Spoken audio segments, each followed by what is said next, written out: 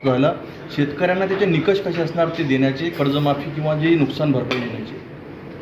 मी आता आपल्याकडे एकूण जे 95 मंडळ आहेत अमरावती जिल्ह्यामध्ये, याच्यामध्ये साधारणतः 58 मंडळामध्ये आत्तापर्यंत या 3-4 महिन्यामध्ये अतिवृष्टी आपल्याला झालेली आहे. आणि आपल्याला माहीत असणारच की अतिवृष्टी म्हणजे त्या ठिकाणी 65 मिलीमीटरपेक्षा जेव्हा जास्त पाऊस पडतो 24 तासामध्ये, त्याला आपण अतिवृष्टी असं घोषित करत असतो. आणि शासनाचे जे निकष आहेत SDRFचे, त्यानुसार आपण पंचनामे केलेले आहेत. आपल्याला नुकतीच जुलै आणि ऑगस्ट या 2 महिन्यासाठी एक साधारणतः 1,60,000 शेतकऱ्यांसाठी 108 कोटी रुपये हे शासनाकडून त्या ठिकाणी मंजूर झालेले आहेत. साधारणतः 23 तारखेला तो GR आपल्याला प्राप्त झाला होता आणि आपण तात्काळ त्या GRवर कारवाई चालू केलेली आहे.